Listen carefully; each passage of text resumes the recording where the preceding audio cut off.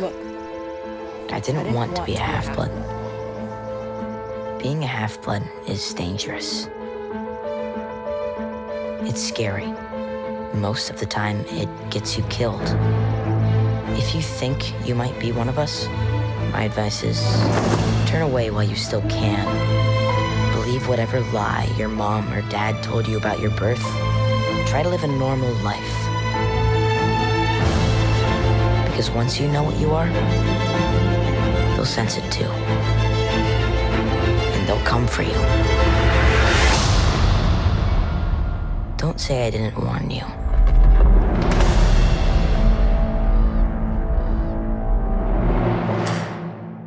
my name is Percy Jackson. I'm 12 years old. Until a few months ago, I was a boarding student at Yancey Academy, a private school for troubled kids in upstate New York. Am I a troubled kid? Yeah, you could say that. Welcome to New Tree Telling, the podcast where we explore all the ways old tales are made new.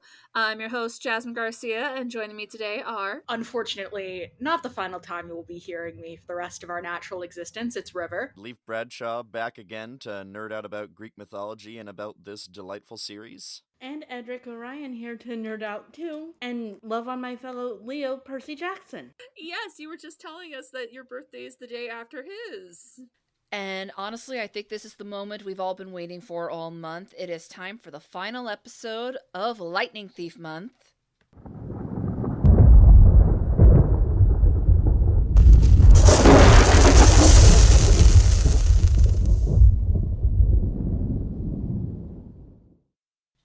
It's finally time to talk about Percy Jackson, the Olympians, arguably the most beloved adaptation of this series so far. At least for the first season. We'll see. We'll see how this goes. But we would have loved to have been able to cover this as it was airing. But unfortunately, due to the strike still ongoing for the first half of this season, we alas could not do my idea for keeping up with the Olympians. So we're making up for it now. Thanks, AMPTP. We're still watching you. Always watching. Oh, God. Greetings, I am IER60, Star Wars Retelling Connections, point of intersection sound. This is a degree 3. Shelby Young had multiple voice roles in Forces of Destiny, The Bad Batch, Visions, Young Jedi Adventures, Lego Star Wars Terrifying Tales, and Lego Star Wars Summer Vacation, and did additional roles in The Mandalorian and Ahsoka. Additional degrees include Jason Mantzoukas, who voiced Filcha the Hutt in Young Jedi Adventures. Uncredited amendment found. Lin-Manuel Miranda played Hermes in Percy Jackson and the Olympians, and played an uncredited soldier in The Rise of Skywalker. In addition, Shelby Young was an ADR voice in Percy Jackson and the Olympians, and had an uncredited role as the voice of Elder Thassa in The Acolyte. Guys, we finally did it. We finally have a really, really good adaptation of this. Let's fucking go! Oh, I was so happy to see it. So was I. It's been a long time coming, and still, there's people detracting because of changes. Except for the fact that all changes can be basically boiled down to A, this book is nearly 20 years old. Rick has had a lot of time to think about it and how to better set up themes he wants to amplify in the rest of the series as well as in the subsequent series. And B, television pacing is not the same as novel pacing. Okay, so River and Leif have already discussed their connections to this franchise in general. So, Ed, would you like to share with us your connections to Greek mythology in general and, of course, the Percy Jackson series? Editor Jasmine here. I can't believe I forgot to mention this was Ed's first episode. Yay!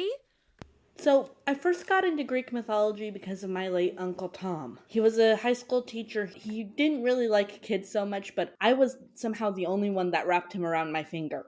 And he constantly gave me a lot of books and encyclopedias, including one that had a very fascinating section on Greek mythology that I just gobbled up and kept rereading to the point that I just knew where to go by the time I finished the whole book. I got into Percy Jackson when I was around the same age as Percy was in the first novel, so a lot of it was very emotional for me going through growing up with Percy. So I'm glad we're finally getting an adaptation that does it justice. One that Rick finally gets to pour his heart into. Oh, absolutely. I mean, getting to the point about people detracting it for making changes, I can't help but go, yeah, I mean, but Rick himself signed off on them this time around, personally. So, you have a problem with that, you're technically saying you got a problem with the way Rick Riordan's perspective on things has changed over time. 20 years is a long time to be thinking about this story that is basically made Rick to some extent a household name, and that has sort of wild knock-on effects and the way that things are shaped and the way he wants to tell this specific version of the story. But also, I have very strong feelings, as stated in other episodes, where you cannot treat the book like God when it comes to adaptations, simply because the way that two different ways of stories get told and how they shake out. The most notable in this case that we will probably get into is standards and practices exists in television. So you can't get away with some of the things you can get away with in a novel, and that alone is, gonna be a barrier that people have to jump. And you don't have a budget when writing a novel. So that's another barrier you've got to jump. And you don't have child labor laws when you're writing a novel. So that's another barrier you have to jump. And so, like, something like Percy, the fact that it is as loyal as it is a miracle of God on its own. That alone is enough of like a couple sets of hurdles that you have to get over before you start really critiquing things. But yeah, so I am super excited to talk about this both on a whole and on an episode by episode basis, because I have so many thoughts and so many feelings about this series and how it ties into all of its other adaptations and how this specific version of the prism of this story has reflected out. Yeah, because as I've said numerous times, especially this month, my issue with any adaptation is never going to be, oh, you changed something. It's going to be, you changed something and it wasn't at least a lateral move. And basically all my issues with the previous adaptations have been that, for the most part, they either went for a more boring thing or something that took something that was really heartfelt and made it a little sillier than it probably should have been. Meanwhile, with this show... Because, yeah, there were a lot of changes here, and it's just like, yeah, these sorts of changes would have pissed somebody off. I mean, can have pissed them off. But in my opinion, the changes that were made in the movie especially, again, it just came off as an extreme disrespect towards the source material, while this clearly has all the love in the world for it. Yeah, the movie seemed very dumbed down in comparison. Meanwhile, this series, this felt way more like a labor of love in comparison from a lot of people involved. There are definitely some areas of technical filmmaking where I feel like a little bit more could have gone into it, perhaps, but I definitely did not get the sense that, the people who were working on this project didn't really care. I feel like this was a genuine passion project for a lot of people involved. Certainly the cast is giving it their all, and they are so lovable. If you say nothing else positive about this show, you cannot knock its casting. Yeah, everyone is doing the absolute most, to the point where it's genuinely like, you're rooting for characters that you're not supposed to be rooting for because the actors are just doing such a great job, man. Even Gabe was somehow likable in his own weird way. Yeah, it's truly something to behold. Like, this is another one of those shows where I'm like, do we have a casting director Emmy? Can I give the casting director an Emmy? I feel like I should be able to give the casting director an Emmy. God, if only. So many of these performances are, yes, this is the best version of this that we've had in 20 years of adaptations. It still boggles my mind how we were able to fill up a whole month with these. That's crazy. Truly. That it took almost 20 years for them to get it right. And as far as casting goes, like, Azriel Dahlman as young Percy is so spot fucking on, too. Oh my god, those big baby eyes. I'm like, honey. Plus, he looks like he'd be his brother. Oh, right. Those flashbacks with younger Percy were just so emotionally gut-wrenching in ways I was not expecting, even from what I already knew Rick Riordan was capable of with the books. The writing team for this series did such a good job really tapping into, yeah, this kid absolutely would have abandonment issues, for instance, because of what he had to go through. Yeah, no, and again, for such a young kid, he did such a good job. That kid's going places if he stays in the business. Absolutely. And also, oh my god, Virginia Cull as Sally was pitch perfect. Oh my gods. I believed so much her emotions. I believed so much how difficult it must have been for her as a single mom, but how strong she was as a character, how despite absolutely everything she clearly has been going through, and you don't even see a fraction of what she obviously must have been going through, you still get the sense that she is such a strong character for doing everything she can to be like just there for Percy in whatever way that she knows that she actually can be. And the pep talk she gives in the first episode before facing the Minotaur. You're gonna need to be brave now. Remember what I taught you. Remember the stories I told you, especially the stories they will tell you. No way. Mom, I'm not leaving you. Perseus, listen to me. You are not broken. You're a miracle. And you are my son. Hold fast. Brave the storm. I love you.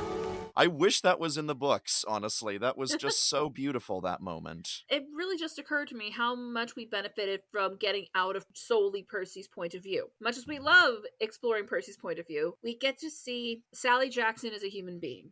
Like, Percy idolizes his mother. And this was really the first time I was just like, yeah, no, she's still a single mother. Of course she's not gonna be perfect all the time. It felt so raw and real. Yeah, like how she's the one having a panic attack rather than her kid when Percy is, struggling to let go of the railing when practicing swimming. Breathe, Mom. Oh. Some of the best scenes in this show are the benefit of getting out of Percy's head and fucking around and finding out affectionately. All right, so episode 1, I accidentally vaporized my pre-algebra teacher.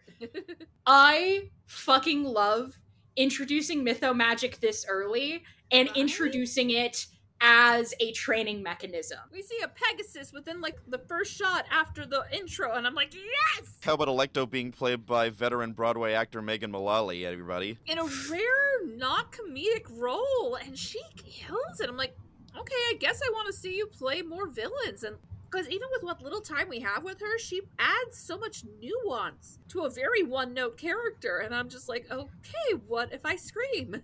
She has a hell of a Fury design. I love the Fury design so I love the much. transition to the Fury transformation. That was so smart. Well, yeah, because it's implied that the mist disguises her wings as the leather jacket she's always wearing, so... Oh, yeah. And if I might add, that was just such a sexy transformation, too.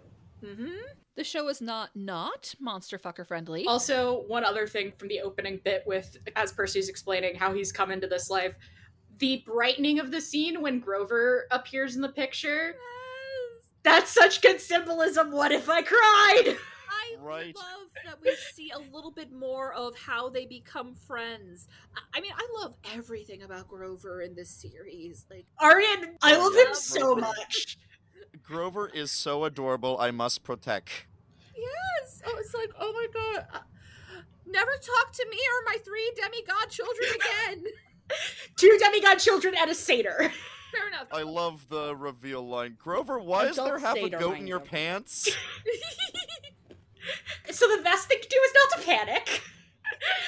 Grover is such the mediator friend in this series. You know how we keep telling all the characters in the series to go to therapy? Grover is the only one I suspect who took our advice.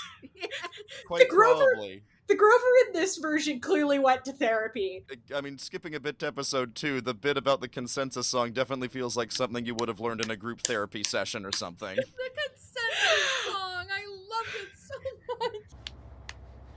Oh golly, the road's getting bumpy, 'cause I got me some friends who just can't get along. Oh dear, when the team's getting grumpy, the trick to getting through it is singing this song. What are you doing? It's a consensus song. I also love how they chose to describe why Percy is Perseus and setting up the idea that who looks like a monster is not necessarily always a monster, which again plays into season 2 and with Tyson and all of that, but we're not there yet. But also sets up Luke with the not everyone who looks like a hero is a hero as well. Right. That's the Medusa thing, obviously. But, you know, the explanation that we get in, I don't think it's fully established except in one of the offshoot books. Because I know when Percy also has a series of Greek gods and Greek heroes books that are also very good. In his heroes book, when he's talking about Perseus, he mentions that, like, yeah, that's his namesake. And he says that his mom named him that because Perseus is the only one with a happy ending. And also the hold fast, brave the storm. What if I wept like a baby? Because that's going to have such connotations later down the line. Oh, yeah. And speaking of the lighting change, again, how the lighting goes to brighter and warm specifically for that flashback, it's a great way to establish emotions of nostalgia with barely doing anything, really. Mhm. Man, there are some decisions that were made cinematography-wise that are absolutely gorgeous in this series. I love that Riptide is very clearly a shitty ballpoint pen. Like, a very shitty Cappy ballpoint pen. I also love that it vibrates when there's a monster nearby. That's a very silly mechanism, but I do kind of love it. It's a fun way to create a sense of continuity, because of course they heavily imply, oh, how exactly did he even stab Mrs. Dodds at first? Because we only really have implication and context clues to get us there at first.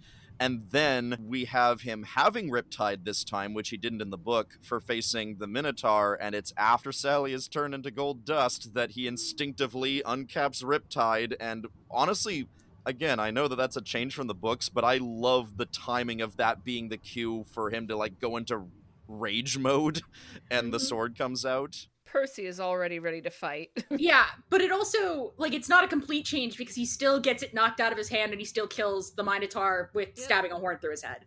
By ripping off the horn and stabbing him with it, yes. Yeah, because he scored it earlier with Riptide when he first hit. It's really emphasis watching all these children.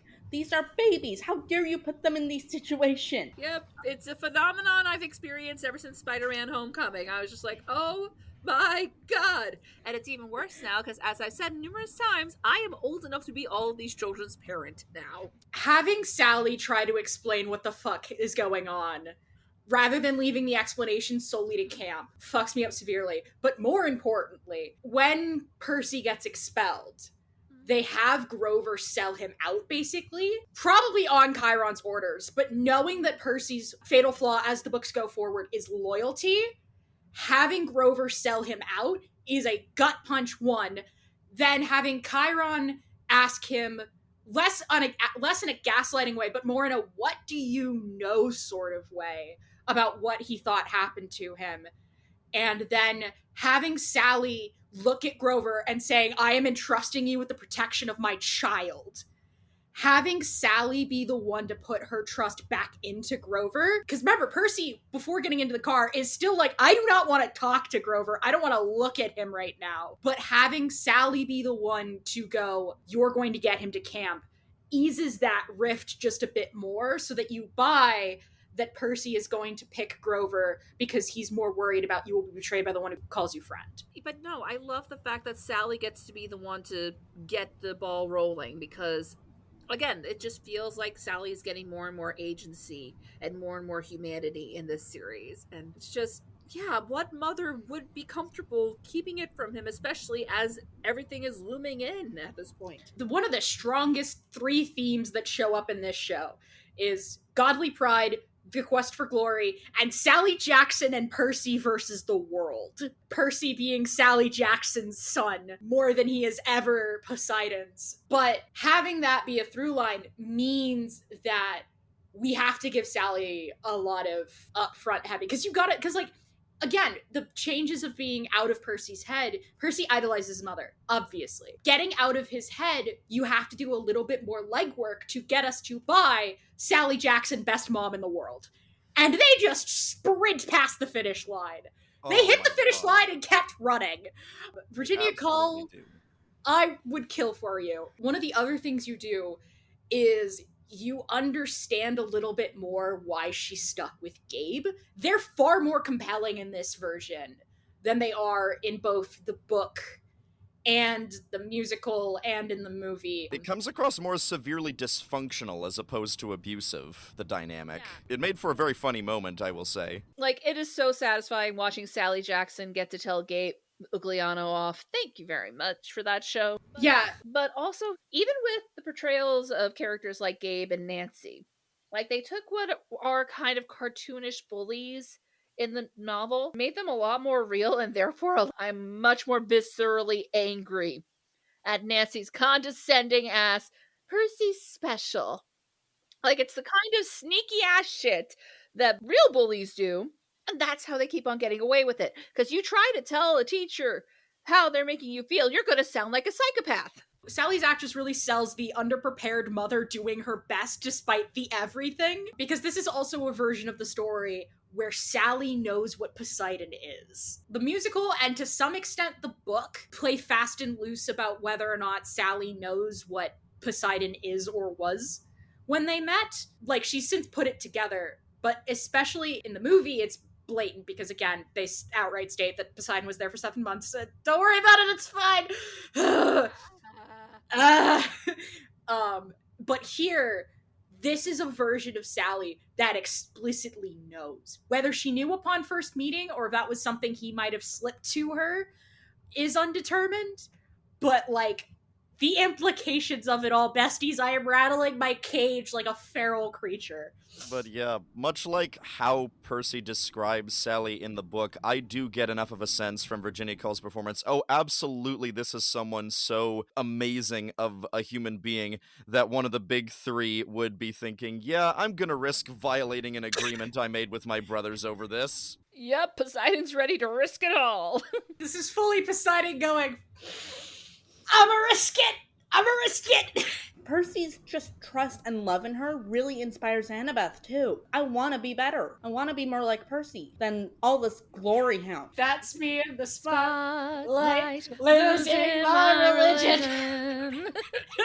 Exactly. I was telling River while I was watching, it's like, okay, so that song is just Annabeth's whole arc here. And I love that this version is one that decides, no, let's deconstruct some of this whole might makes right, glory above all, that is basically inherent in most Greek mythology. It's like, no, it is not always being the biggest and the baddest that is going to make you win. And even if it is, it's really worth it. And I love that Annabeth learns that throughout this season. It's such, got me so good. The other best thing is that the show remembers that satyrs age slower, which means that it remembers that Grover is like 24, but he looks like a 6th grader. Like, he literally goes, I'm actually 24. Yeah, but you buy that Arian is suspiciously older than the rest of them. Like, because both Percy and Annabeth have moments of, like, squibbling little 12-year-olds and sparks joy immensely. But again, giving Grover the therapy speech, giving Grover the mediator aspect, giving him that, you get the genuine feeling of he is the glue that is going to keep them together. And I will lose it. I'll lose it. And not for nothing, this adaptation recognizes, no, Grover is friends with both of them. He's known Annabeth longer, sure, but he has been protecting Percy for a really long time now, so it's just like, I don't like that both of my friends are fighting right now. I do want to broach the one-liner of, You fell in love with God?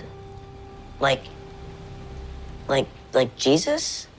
That was fucking hilarious. I doubled over the first time I heard that because Walker's delivery is what makes it. Walker just is Percy, I swear. But no, like, he delivers all of these one-liners, and even the ones that are original to the series. It's like, yeah, no, that's 100% something Percy would say, and you nailed it, kid. Going into episode 2. But when Grover's like, this is Percy, and Dionysus is like, I knew that. She's like, but did you? Top tier. God. Good shit. Or how about just the timing of his I can explain when he first talks to Annabeth. Yeah. No, you can't. So, Annabeth, have you been stalking me? Yes. Percy's immediate, like climbing out of the Mississippi and apologizing for pushing everyone into the stairwell. What if I lost it? What if I lost it? Like, she met a hero's fate. She meant a pinecone's fate. I got thoughts about that line too, because I got thoughts about Percy and Thalia, but we're not there yet. Also, Jason Mantzoukas is just such a perfect Dionysus. I feel like every god pick is, in my opinion, the second choice, but it is also a correct choice. When you ask me, point blank, gun to my head, who would I cast as Zeus? My first thought is not Lance Reddick. But then you say Lance Reddick as Zeus, and I say, no, that's the correct choice. Yes, of course. You put a gun to my head and ask me, who is Poseidon? I don't immediately say Toby Stevens, but when you tell me Toby Stevens Poseidon, I say, yes, of course, that man is haunted by the sea. Shout out to the Black Sails writers who were literally, like, the director literally said, he's like, Toby Stevens was my first and only call. And then shout out to Toby Stevens' son, who said, if you do not take this role, I'm disowning you. Which he revealed at D23. Back to the subject of God's portrayal. I love how we're introduced to Dionysus just being a total fuckhead with Percy. It's so perfect. It's so perfect. And I like how they have a show original bit of him pretending to be Percy's dad to trick him into getting him booze. Yeah! That's one of those changes where it's just like, oh, that's fridge logic, because for those of you who don't know, it's like there's a page on TV Tropes about it, but it's just after the fact of writing it, Rick at some point was like, wait, this character would absolutely do that. Well, because, like, in the book, the implication is that, like, Percy takes one look at him, and as somebody who has relations with Gabe, he's like, that's a drunkard if I've ever did see one. Book Percy would never fall for it. TV show Percy, however, would. Especially after he actually has a genuinely really amazing scene earlier of him actually coming to terms with his grief in a way that we haven't really gotten before. Like, oh my goodness, I believe this kid just lost his mom. When the teaser trailer for this show first came out, the thing that assured me that this was going to be a good adaptation and that I was going to be ride or die for this adaptation was there was a quick shot of Clarice in that original teaser trailer. And she is wearing camouflage printed pants. And that is the one thing that Clarice is always described as wearing, is that she always has some form of camo on her, either a vest or she's wearing camo pants. And seeing that was like, that's such an insignificant detail, but it's one of those things that lit up my little corner of my adaptation brain that said, oh, someone cares enough to remember that. What else do they care about remembering? Like Dionysus and his Diet Coke. And that's to say nothing of the campers actually wearing the orange Camp Half-Blood t-shirts as opposed to, I don't know, discount Troy armor. I do love that we don't ice out Grover because he's in trouble, but we ice out Grover because Percy is still icing him out. You know, as much as Sally's, you know, putting faith in him eased him enough to get him over the hill. Again, Percy's fatal flaw is loyalty.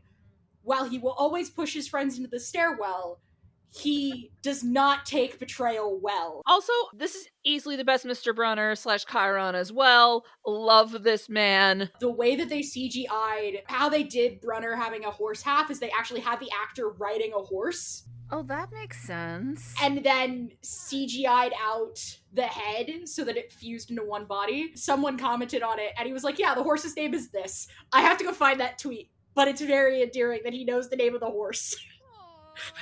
That is incredibly endearing. And I'm obsessed with how they designed dryads for this series. Me too. I loved that little brief dryad appearance. It's just like, yes! I love dryad. Dryads fuck severely. I love getting introduced to Luke's hill trauma early. Charlie Bushnell, when I catch you! And the mentions of May so early. Luke, my absolute goddamn beloved. As the resident Luke stan, unfortunate. I have so many feelings. So many. Express those feelings, River. This is a safe space. Luke introducing Annabeth and Percy going, whose side are you on? And then him going, hers, always. Incorrect buzzer noise through tears! And then in episode 3, when Percy goes into this, you know, elaborate apology about, like, not picking Luke for the quest because if he'd already picked Annabeth and knowing that if he was going to be on Annabeth's side all of the time. He needed another point to balance them out should decisions happen. And Luke going, no, it's okay, I get it. And then again at the end of the series, right before you get the reveal that he's the traitor, him and Annabeth still working like they have a shared brain cell. What if I cried? What if I cried? And I'm glad they were able to pull that off without including the schoolgirl crush implications. No, they're just sibling-shaped, Your Honor. I love it. Yeah, I'm glad they kind of nixed that. And as I know we've discussed prior, if anyone's got a schoolgirl crush on Luke, it's Percy in this. Percy. Oh, definitely. Even especially in that following flashback sequence in the final episode, that felt very Princess Bride to me. This is the adaptation that has to try and introduce this story to new viewers, which means that it's just like, here's the knife that you know is coming. We're gonna twist it, because while you know what's coming, we're just gonna make it worse. Oh, yeah. Or how about the fact that they get the plot set in motion precisely because Grover breaks protocol and reveals Hades might have your mom, and that's what gets him thinking, oh, maybe I should do this quest, but not for the reasons that Chiron wants me to, but because I can save my mom. Grover knowing to pull the Sally card against Percy, handshake, Annabeth knowing to pull the Luke card against Hermes. Luke telling Thalia's story versus Grover telling Thalia's story versus Annabeth telling Thalia's story, which means that all three of the people involved have told Thalia's story, and what if I wept like a baby? What then? That is so beautiful and such a cool feature of all these adaptations that we do get everyone's point of view of Thalia's downfall. Chiron always being in a suit is very endearing. It's one of those things that is never specified in the books, but he's always in a suit, and I think that's fun and silly, especially when the whole gag with centaurs in the later books is that they're all mildly insane and like frat bros. They're like a mix between like Chiron. frat bros and hippies, and then there's Chiron. He's always Professor Coded. Compensation for Chiron not being shown having a similar fashion obsession in this series. We haven't gotten to the most important thing in episode 2. Percy sacrificing candy to his mom.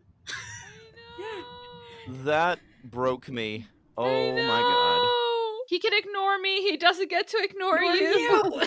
And more important, Luke mentions that you have to sacrifice your favorite part of your meal. And so that's why Percy specifically picks the candy his mother got him to try and talk to his mom, because that's his favorite part, because that's his mom. Finally, we have to talk about shrinking the deadline, because that is the other elephant in the room. Because in the book, they start in very early June, because that's when school lets out. Here, shrinking the deadline to a week has implications both on how the prophecy plays out that we will get to, and implications on the way that, like, we have to keep up TV pacing, which means we can't have this quest happen over the course of a month, like it does in the book. But because we've got TV pacing to worry about, we have to truncate the deadline, which means that Percy has shown up in mid-June, and he's got a week to figure this shit out, which means losing time to the Lotus Casino has problems. I kind of like how they sort of work with that, though, in a really creative way, and I like how it still leads to, well, we're still going to build up the grander narrative,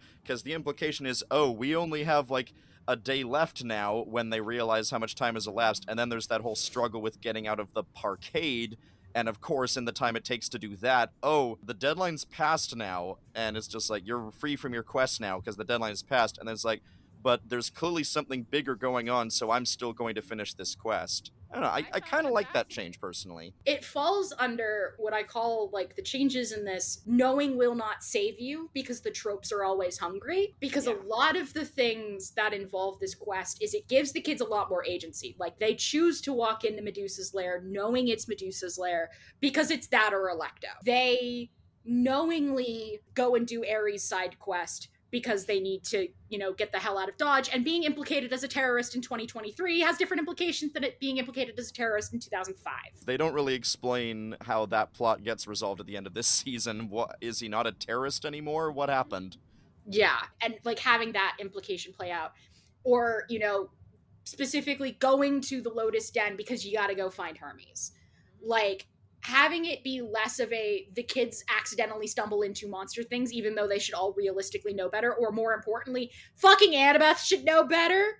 Exactly. That's always been an issue with a lot of the adaptations for me. Grover, too. Grover too, but this having it be the case of the kids actively having to walk into these things because they have a problem they have to solve gives the kids a lot more agency and plays again into knowing will not save you. They know that the Lotus Den is a Lotus Den. They know they cannot get lost. They know they can't succumb to it.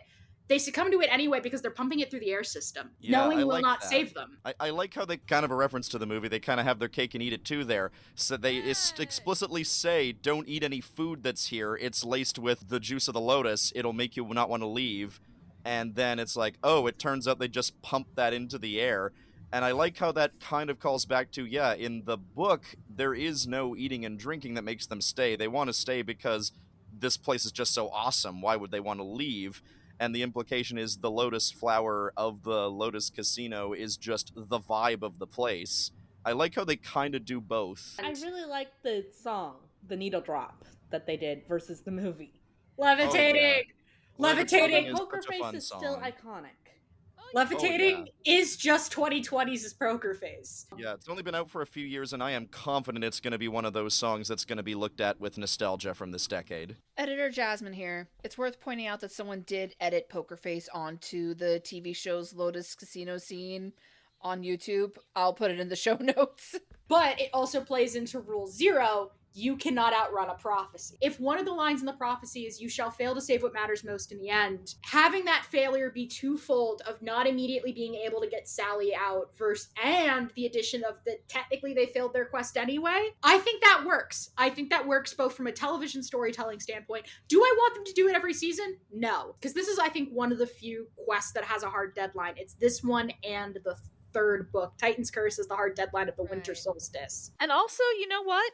It's actually kind of great that they do technically have them fail, but they're still able to get back up and do what matters. And I think that's an important lesson to teach kids. Also, the failure plays into the whole godly pride thing. Which, how many people from Black Sails are they gonna cast in this Yes. The answer is yes. Again, I point out the fact that they literally called Toby Stevens because both the Black Sails creators and Toby wanted to work together again. They've decided that man is typecasted as being haunted by the sea. And he kills at it. He kills at it. He's perfect. And speaking of haunted, oh my goodness, the loaded statement of Medusa describing herself as a survivor. Oh boy. And finally, a Medusa that we are not embarrassed by. A Medusa we don't have to do the Orientalism of it all with. And you actually kind of feel bad for when she's beheaded a little bit. That's like the one thing. It's like, I get why they had to do it, but also, like, you went through the trouble of humanizing her, but then here we are. She'll come back. And the obvious S&P fingerprints of you don't actually see the beheading because they put the invisibility cap on her and they just mime holding her hand. Standards and practices. We can show a lot, but we can't show a kid beheading somebody. There are 3 thoughts in this episode that I really want to touch upon. The aesthetic thoughts being, I love that the wings for the shoes are the laces. That's a fun creative detail. Giving Percy and Luke more of a bonding moment right before Percy leaves. Fuck me up, why don't you? It also establishes more of Percy's vocal distaste for the gods because we're out of Percy's head, which means he can't do it all in his internal monologue anymore, even though, again, like I said, Percy and Luke they're different sides of the unionization of the demigods. But also, yeah, you get the sense that Percy also does genuinely feel for Medusa as well, just the way she describes stuff. And also, again, yeah, I like how they find a clever way of dodging the Orientalism coding, but still showcasing a way in which she would try to hide her eyes from people she doesn't immediately want to petrify by having her instead wearing the kind of veiled hats that people have worn if, like, their faces got damaged or something. Or if they're in mourning, which feels appropriate. Yeah. Exactly. That was clever, I thought. If I may be shallow for a bit, she's so gorgeous and her entire fit is just mwah. We get the Furies again, as we do in the book. We do not blow up a bus in this, but I understand for budget limitations, we cannot blow up a bus. Again, it takes $0 to write a bus blowing up in a book. It takes a couple of $100 to do that practically, and another couple $100 to do it CGI. I understand why we do not blow up a bus. I mean, yeah, for crying out loud, there are several shots where Grover's legs are just straight up not visible because it would be a pain in the ass to constantly CGI goat leg him in every shot he's in. But It also gives us the great scene of Annabeth being let loose at a convenience store, which does 3 key things that I want to joke about. Annabeth's candy run, as baby girl has not seen the outside world in so fucking long, she doesn't know what candy tastes good. Every snack run should look like a toddler left unattended with $100. And she specifically told Percy and Grover that she was going to get chips and soda. She did not mention that she was going to get candy. Is this her attempt to try and make new friends by going out of her way to get something that she thinks that Percy and Grover would like more?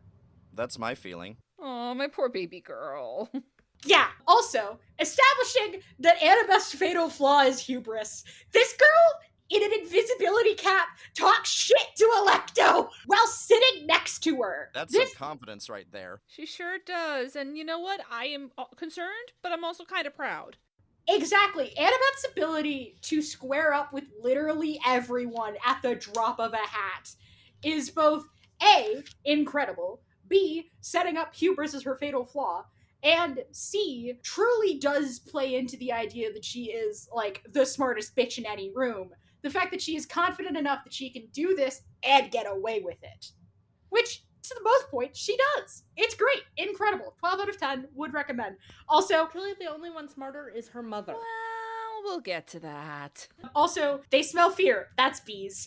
That's such a funny Nothing of line. Percy passive-aggressively reprising the consensus song. Oh my goodness. That's such a funny moment. I loved that so much. Like, the gods are gonna think you're impertinent for saying this. I am impertinent.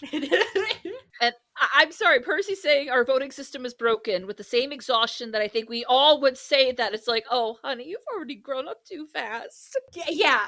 Also, I love the drachma joke of, I think these are Canadian or from Chuck E. Cheese. Correct.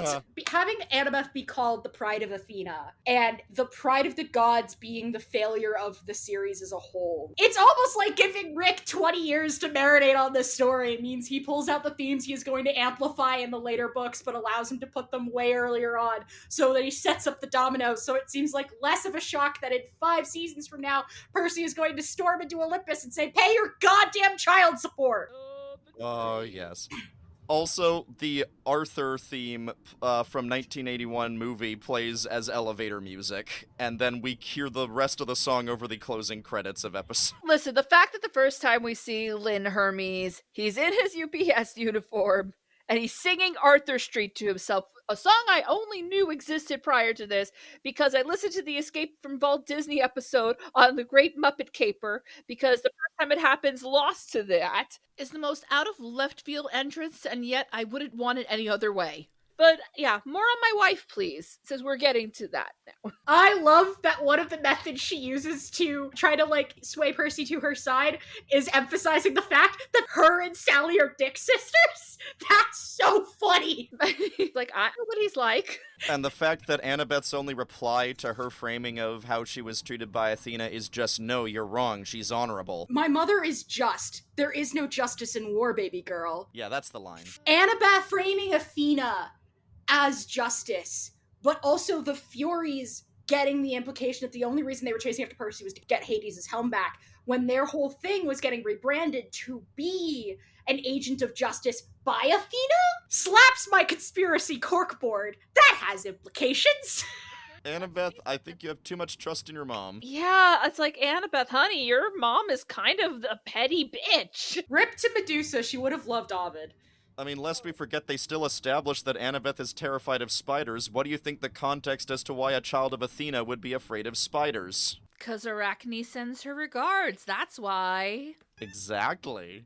Well, it's implied, I think, in later books as well that it's a genetic thing. All Athena kids have that trait. Well, yeah, but it's genetic because Athena screwed over the first spider. That's how I know I'm not a child of Athena, because I am not freaked out by spiders. I've held tarantulas. Which, hot take, the funnier option is that they all have a minor fear of drowning. That's neither here nor there. Because you want to know Athena's other beef? Well, yeah, but that's family drama. No one really wronged each other there. But yeah, the idea that, like, Athena is just... Bestie, she's a war goddess. There is no justice in war. All of these gods are petty and capricious little shits. That's half the fun. We are not our parents until we make the choice to be. Oof. Oof. Which is as good a reason as any to twist Medusa the way we need to justify chopping off her head and sending it to Olympus with a sticker equivalent of a middle finger.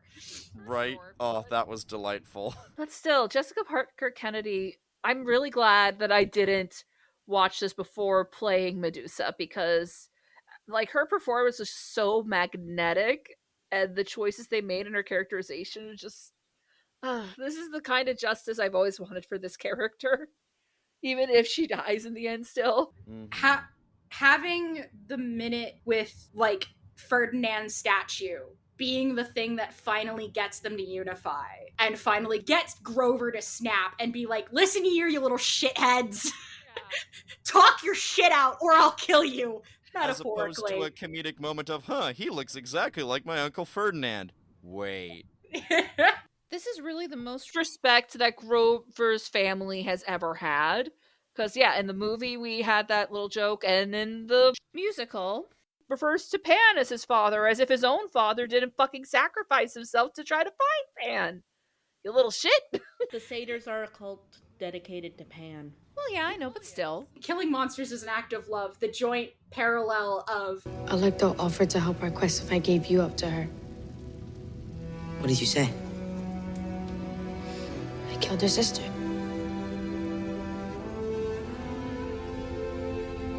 Medusa offered to help me save my mom if I turn to the two of you. What'd you say? I cut off her head. killing monsters is acts of love. The Percabeth shippers are eating so well already. The Percabeth shippers have been eating well since the shot of Annabeth standing behind the door as Percy goes out to turn Alecto into the statue, as Annabeth stands and watches. Tween infatuation. I don't miss those feelings.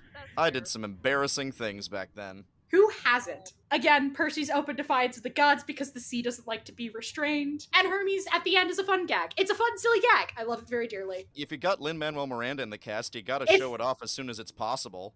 If you've got Lin, you might as well. It's just like, guys, you're never gonna believe this. And I'm just like, iconic shit. Hermes is a mischievous god, so it just makes sense that he's kind of thrilled by this. Icon and star. Episode 4. I plunge to my death. Hello, baby Percy. Hello, baby Percy flashback. I know, swimming lessons! And again, I love the fact that he eventually tells his mom to just breathe, because that's what she tells him. Because little kids are little sponges, and they will repeat back to you what you've told them. And oftentimes, from my understanding, it's one of the best parts of being a parent, because they will help you if you help them. Oh, it's Also, so beautiful. Also, having Sally teach Percy to swim because one day he'll need it, versus Echidna teaching Chimera to hunt because one day she'll need it. I love Echidna so much in this. Great tie-in to the Poseidon parentage and foreshadowing of the big conflict of the episode. This has always been a family story! I loved the Echidna part in the book, but this is like such a perfect twist on it. She's, she just talks like a Midwestern mom for the most part, and it's just like, I just really love her. Frederick Chase, when I catch you. When Right? I catch you. Oh my goodness, no, I loved Echidna in this. She just seemed so... I was honestly kind of getting Kathy Bates from Misery vibes from her. Like, you knew you were in danger around her because you knew something would set her off, you just didn't know what, but the rest of the time she was just so sweet and kind. Love that juxtaposition of, we'll be kind to you most of the time, just don't say the wrong thing or do the wrong thing. Parental mistakes, man. Parental mistakes. I mean, isn't that what this whole series is about? Truly. Also, the Chimera. I loved her design so much. She's a great design. And again, the missed gag of the passengers hearing the pounding of the door, and it's just a little pupper. She's just a little chihuahua wandering by. Having it be a targeted reason to go to the Arch is stronger television storytelling. Because you don't sell out Annabeth's interest in the Arch because she is still rambling on about it like a tour guide. And again, going back into the theme of, hey, we're going to kind of question some of this now with the 2020s mindset. And Grover's just like, yeah, they're certainly honoring something. Having it be a monument to perfection when all Annabeth has wanted to do is to be perfect in her mother's eyes, and having that monument of perfection defiled by her mother because she got embarrassed once. Parental mistakes! That feels very Athena, in all honesty. And again, Grover calling out, well, this also very much glorifies, American colonialism and how that was pretty much nothing but ugliness. Almost wiped out several tribes of indigenous people and the bison. Godly pride being the thing that fucks almost every god over unless they overcome it. Yeah, for the goddess of wisdom, Athena really makes some rash decisions. This Athena, handshake stray gods Athena. Are you sure you're a wisdom goddess? Also, this is a funny bit of trivia that I learned. Apparently, the trick to making Percy look so sickly as the poison of the chimera was affecting him was to literally just not have him have any makeup on. Walker's just that pale! That's so silly. It's so funny. Also, I love Percy trying to make Annabeth laugh while he's actively dying. That's so silly, goofy. But it's also so Percy. It is so very Percy. Also, I have a lot of thoughts and feelings about going to the temple to try and actively ask Mom for help and not getting it versus taking a leap of faith and getting Dad. Poseidon, when I catch you... I have... And also having the river catch him with the big water tentacle to compensate for the fact that Rick Riordan didn't quite factor in the geography of the arch in relation to the Mississippi River. So perfect. That is the perfect middle ground of we have to have this happen, but also we need to acknowledge that geography exists. Poseidon having always cared. Strap in. This is the first time this happens. But when he comes into the water... First of all, shout out to Walker for actually, getting an equivalent scuba license. He can actually just hold his breath that long. He, actually learned to do all of his water stunts. Shout out to literally Walker. Percy. Literally Percy. Impressive. Having the Nereid show up and be like, this is your father saying hi, basically. And also, again, every time a Nereid shows up on Poseidon's behalf, Poseidon makes a point to tell Percy he's proud of him. And if anything is going to sell the swap of Percy going fuck the gods to going fuck the gods except my dad, having that be the thing, especially after watching what Athena did for the first time Annabeth has ever acted out. Poseidon, you are not beating the best dad allegations. Also the deliberate choice to make the Nereid look suspiciously like Percy's mom and having the seaweed hair. Such fun details. They pointedly look like Sally in the book. Which, again, points back to my, do they look like Sally because they need to appeal to Percy and assure Percy that they're willing to be trusted? Or do they all look like Sally and Poseidon has a thing? Yes. The answer to both is yes, I think. Jesus Christ. In the department of Annabeth wanting to square up with everything, let's talk about Ares. Perfectly cast. Adam Copeland, I expected nothing from you. I expected nothing. You have surpassed my nothing expectations by a country mile. The only issue I have with Ares is what I had in the books, is that Ares is in fact a great dad and is defender of women. Really? I did not know that, actually. Yeah. His role in Wonder Woman kind of sucks, then. Well, so I think that falls under depending on whose Ares you're talking about. I've always gotten the impression that Mars is better than Ares because... when we meet Mars in Son of Neptune, he seems to be a little bit more chill, all things considered. He shows up in Son of Neptune and is like, all right, I need these fucks to go on a quest, and oh, by the way, I'm claiming my kid. Ruining Frank's life. Also, emphasizing how little these kids are. Their little head peek above the little border on the road. When Ares first shows up, they just sort of go, like little gophers. I love it when shows do that, when people just kind of peek out from something. I don't know why, I just do. They're so little. Also, we don't have to make the hug a whole thing. Perseus! Perseus! I thought the last episode was funny when they tried and failed to cure his chimera sting wound with the fountain, but this next episode had even more amazing moments of comedy. The little, no thanks, we're good. And you don't have to make the hug a whole thing. That's something that friends do. Both of you are so stupid. I love you so much. Oh my god, such disasters. I love it. Ares getting into Twitter fights. He would. Oh yeah. Excuse me, I'm starting a fight on Twitter. Just a sec. Yeah. Also, I love that he and Grover bonded in this episode. It's 0% what you would have expected, but it's so good. Grover playing Ares like a fiddle. Okay, but one thing, I looked up the wars Grover mentioned, I couldn't remember the last one, but the first two were over animal rights and were practically bloodless. Of course Grover would be interested. And also, reminder, one of Grover's abilities is Grover is an empath by trade. Like, that is just something he is. The reason that Percy gets bonded with so much in the sequel book that we know where to look for him is because Grover is establishing an empathy bond that is going to fuck them over for the rest of their natural lives, but it's fine. So Grover having the ability to essentially play Ares like a goddamn fiddle is in character, and something we would have never gotten if we had kept being in Percy's head. I love him being like a hipster about war to him to butter him up. I like your deep cuts. It's so good. Clever boy. A World War II enthusiast. I've seen him. No, I like your deep cuts, man.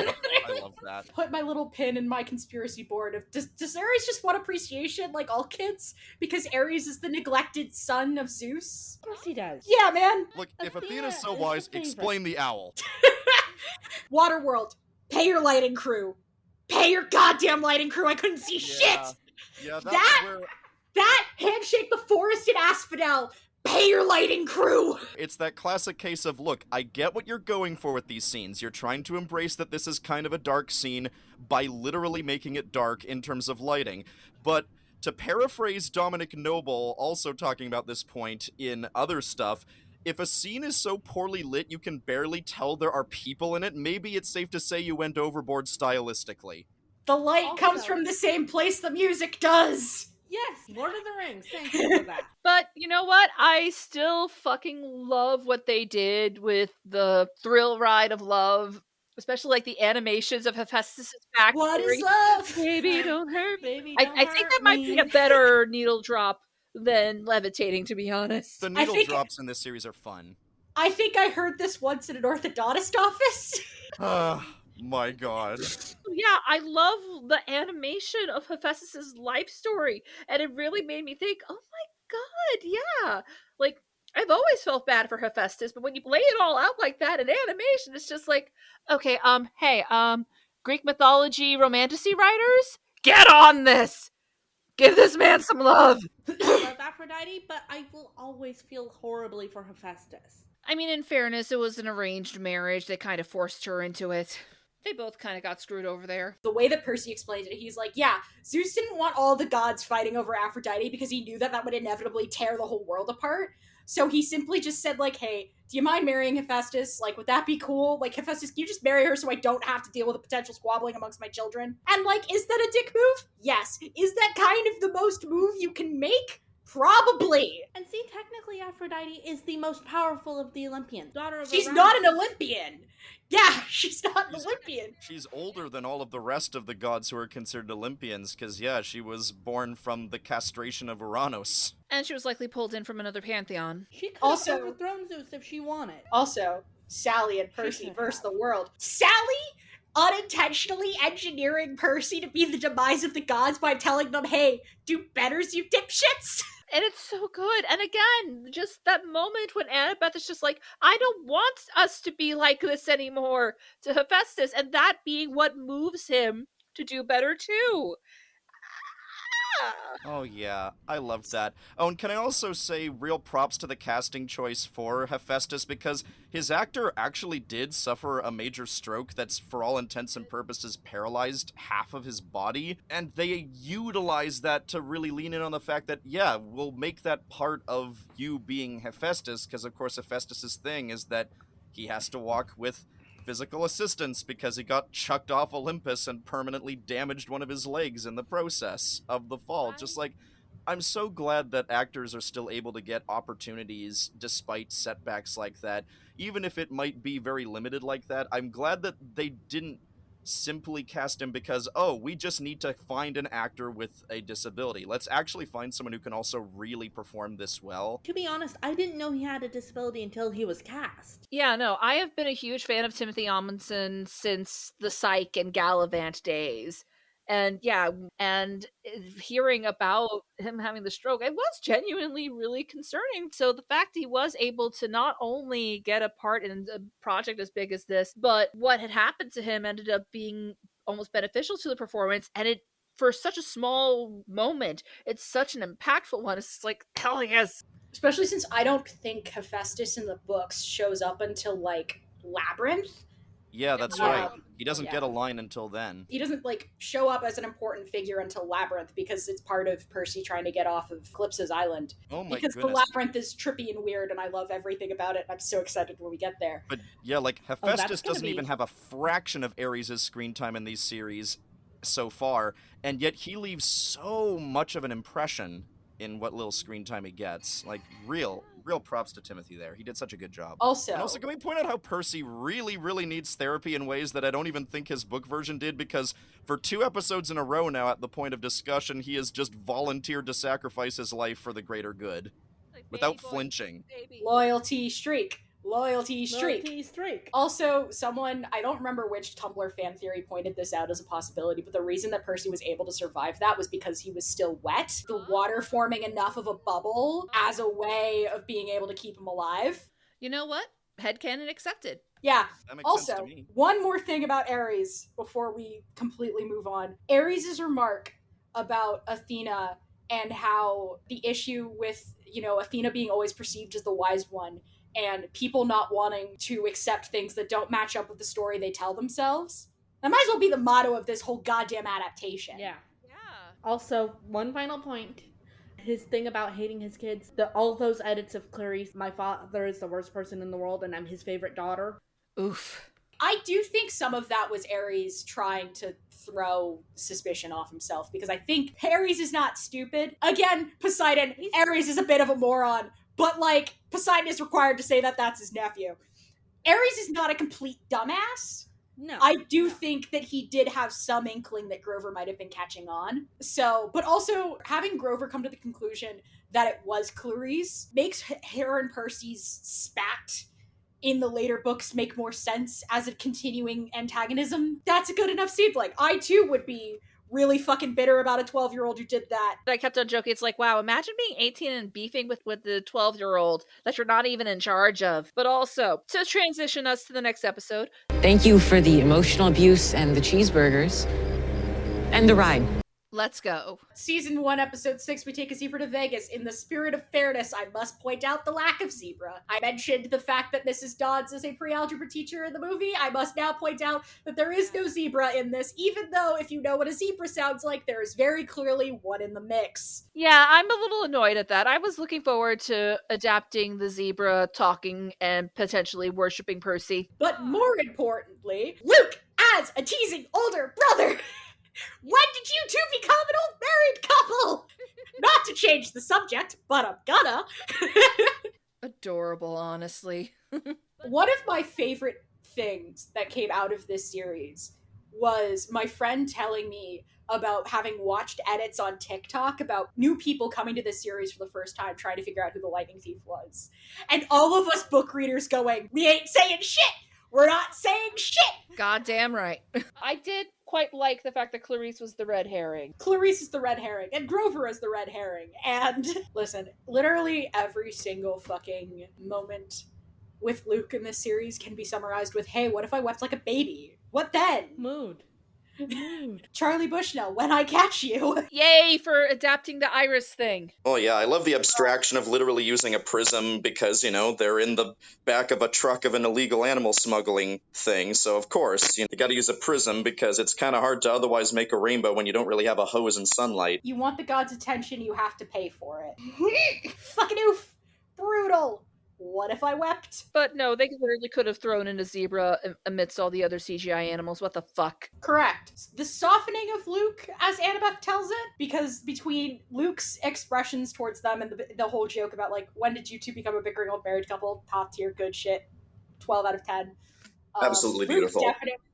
Luke definitely knows, because Luke knows Annabeth, and it's just like, bickering is a love language of yours, alright. When I was talking to River about it, I was just like, is Augustus how the Lotus Casino is luring Grover in? Because I don't know why, but this is the moment where I think the hotel went too far. How dare you? How dare you toy with my boy's emotions? I do think Augustus was there, but I also think they left it just ambiguous enough that you could do that reading and have enough support. And honestly, even if he is really there, that doesn't mean he's not the Lotus Casino's puppet at this point. Yeah. Also, I have feelings about the certain point of viewing of May Castellan. I have a lot of feelings about that. Basically, I really, really hope that it is a certain point of viewing of May Castellan, because May's whole thing in the books is she was a clear-sighted mortal. Hermes did pop in to see her every once in a while. She asked to become the Oracle of Delphi to replace the mummy, and it went horribly. And so she got fucked up and corrupted by the spirit, and that is why the spirit is a mummy. That was the last person to take the spirit of Delphi, and that was the last time it happened successfully. Also, this episode reinforced my belief that while, of course, Lin-Manuel Miranda is not without his flaws, he is actually still very talented, and the internet sucks for turning on him in that regard. Lin's micro-expressions are very good. I got a little misty-eyed, I'm not gonna lie. Seeing him do a dramatic performance is really something, honestly. It's very, very telling. First of all, I love the idea that the god of travelers and trade exists out of space-time. Because, like, the gods should all exist out of space-time. They're weird like that. But especially a traveling god should exist out of space-time. Also, I love that they did add him in because, why the fuck didn't anybody think to seek out Hermes when you're trying to get to the underworld? It also makes sense from a perspective of, like, hiding the door to the underworld versus knowing it outright. You should never know where the underworld's entrance is, because what stops any hero from kicking the door in? The idea that they don't quite know, but they know the general location, like, knowing it's in the West is, like, good enough. They established that in the prophecy. Having it so they have to, like, mystery it out, I like that change. That's a good change. Mm-hmm. And it also makes the encounter with Procrustes less of a detour as well. Also, Grover figuring out that the Lotus is a trap 2 seconds too late. What if I lost it? What if I lost it? And just the subtle thing in the background, having all of the extras wearing very noticeable time periods of the past fashion as well. I like how it's not in your face, but if you know to look, you'll notice, oh wow, that's a very 1920s looking attire. That's a very 1970s looking attire, etc. Uh-oh. Pumping the fruit into the air, fuck severely as a change. And also, like, Grover being like, why did I forget so much more while I was in there than you did? Because we split up. We had each other. You had yourself. It's easy to forget what's important when you're alone. So, here's my question. Is Hermes covering for Zeus or Luke? Ain't that the question? What if he's covering for both? Exactly, like Hermes is a trickster god. Like, people forget that, but he literally stole his brother's cattle on his first act as a sentient being, so he very much counts. He loves his father, but he loves his son. Yeah, the little inkling of the baby Percy vision that we get that gets expanded upon in the next episode. What if I lost it? What if I lost it? What if I lost it? Of course this version of Poseidon would want to save Sally. Of course this version of Poseidon is going to give them the correct amount of pearls. Because of course this version of Poseidon wants to save Sally. And of course this version of Poseidon is the first thing he's going to have the Nereid tell him. Because again, in this version of events, the Nereid shows up the second time, not because Poseidon didn't want to be there, but because he waited as long as he could, and the deadline passed, and they have to go gear up for war. Rather than him gearing up for war in the background this entire goddamn time and seeing it as a foregone conclusion, really holding out for the last minute. Having the Nereid's first message be, your father does not blame you. This is not your fault. I am proud of you. And having Poseidon be the only god who doesn't succumb to the godly pride folly, and having that be the thing that saves Percy in the end, what if I lost it? Because this is something I've been working towards the entirety of all of these adaptations, is I now have to pull out my corkboard fucking thing and talk about the softening of Percy and Poseidon's dynamic over the course of the books. Yeah, because we still have to talk about the fact that we enter Hades the Realm, and this time it's not the fire and brimstone hell of the movie. Thank you. Huzzah. No, because I really love that take. Yeah. And it's not dark so much either. Well, the Asphodel Forest is extremely dark, but apart from that, yeah, you can see things. Percy's Gen Z humor of, we're all kind of dying. But, I mean, that joke was, I think, in the final book of Series of Unfortunate Events as well, with the whole, you're gonna die. Depends on how you look at it. I mean, we're all gonna die eventually. We're mortal. I don't hate combining Procrustes in the entrance. That is a TV slim down idea, and if you're gonna have to lose one of the two ways of that, like, final plot cul-de-sac, combining them into one is a smart enough move. Also, hi, Julian Richards. Hello again. In the Percy Jackson verse.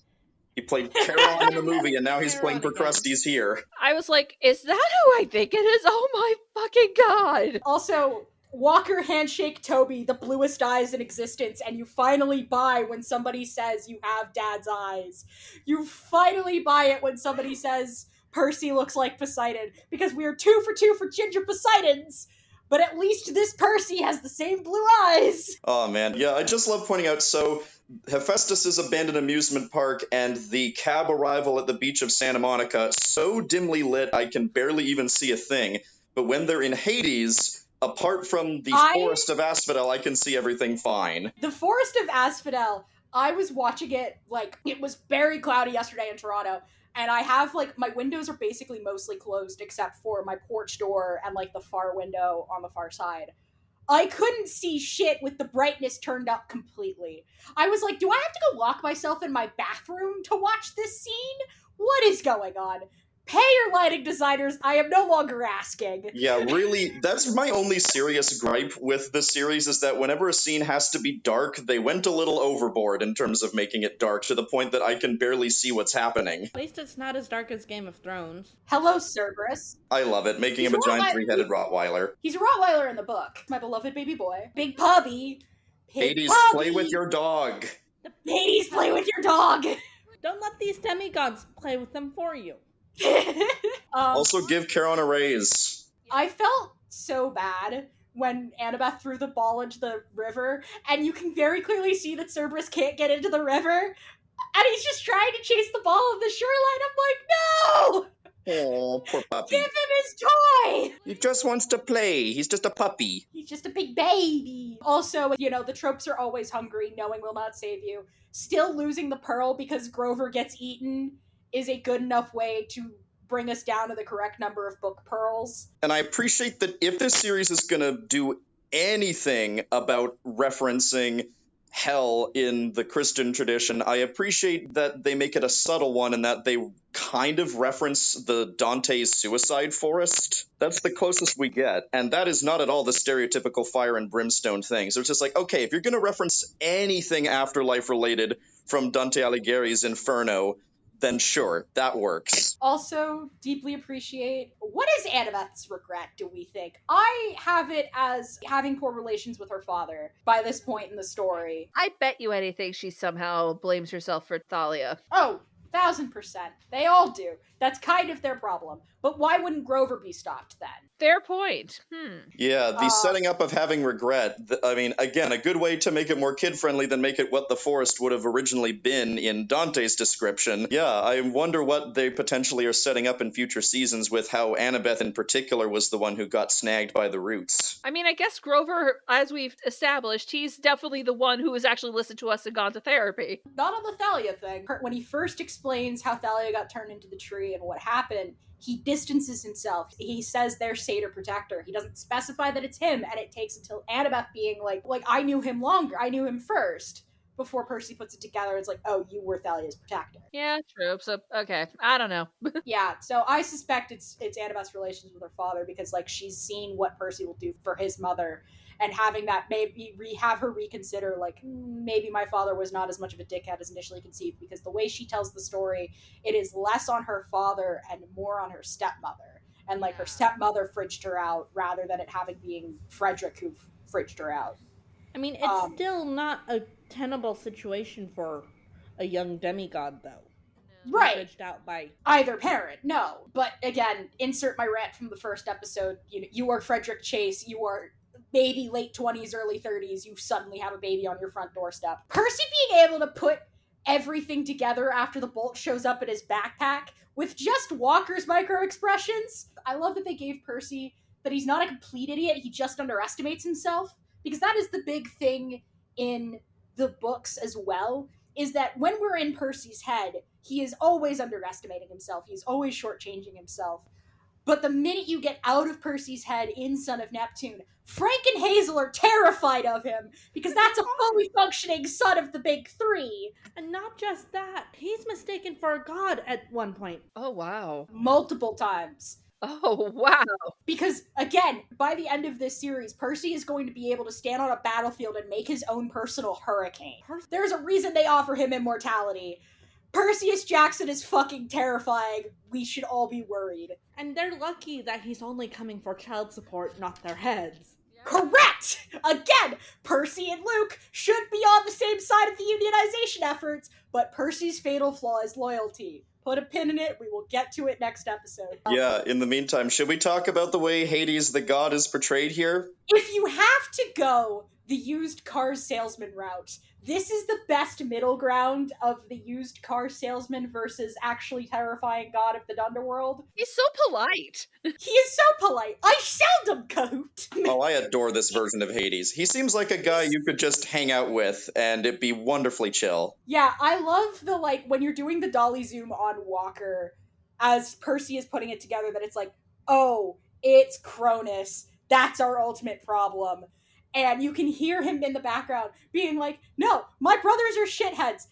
That's why I don't go home anymore. I'd rather stay down here. I mean, to be fair, though, it would be weird if they kept the book loyal line about the underworld being overpopulated, because apart from the Forest of Regret in Asphodel and the lineup gag about New Yorkers don't wait in line, this is a very oddly empty underworld. Even Hades' palace, it's so spacious. Those COVID protocols strike again. I think Hades' palace is also weirdly proportioned because, again, the gods can change size, so I think that everything is sized for big Hades, but little Hades gets little corners. Like, he has that little sitting area that is very clearly meant for, like, people-sized. And I guess he was worried about over-intimidating Percy in a different sense, because I guess he also has the power to remove all interior decorating from his palace when he has visitors from the mortal world. Yeah, shout out to Jay Duplass, who plays Hades. He does a great job of playing that middle ground of, like, you know, I seldom cahoot to ask me for sanctuary. Oh yeah, he was good. And I love how they maintain, Hades is not a bad guy. I mean, yeah, he's a little shady, but not much more so than any of the other gods. Arguably less so than the other gods, especially his brothers. Yeah, arguably he's among the most benevolent. So, the best part of getting out of Percy's head is we get little baby Percy scenes, which means we get one of the times that Percy was shipped off to boarding school in an attempt for Sally to try and keep him safe because they can't live together in the city because they are both magnets for trouble. Of course that kid's gonna have abandonment issues over that, when your mother can't even tell you why. Yeah, again, Poseidon handshakes Sally, being cut to their core by a pleading look and a pointed question. Because all Percy asks is, why don't you want me around? Why can't you homeschool me? Why can't you keep me near you? I would never do this to you. Which he doesn't. He's going to the literal underworld to try and get his mom back. What if I wept like a baby? And Sally loses it. Because of course she does. She doesn't want to be doing this, but she has to, because otherwise he's dead. And she might be. And, So, she does the only thing she can do. She tries to ask for help. She lights a match and drops it not into anything important to her. Because again, as I mentioned, Luke points out that you have to sacrifice your favorite part of the meal to get a god's attention. Sally Jackson is not beating the favorite allegations. She hucks it in someone else's trash. That's not Percy's sundae. His is still sitting on the table with him because he hasn't touched it yet. Yeah, the busboy just hasn't picked up someone's dirty glass. Exactly. She drops it into someone else's trash and waits. And who strides in the door but fucking Poseidon, who is immediately best husband in the world, who's not even a husband, is like, tell me. You can't tell anyone else, but tell me, and I might be able to at least listen to you. And Sally's ultimate problem, and ultimately the core of what makes Sally and Percy versus the world be such a strong theme, of Sally being like, I don't want your family to tell him who he is before he has figured it out himself. I don't want Percy to have to deal with what your family wants to make of him. I want him to figure that out for himself.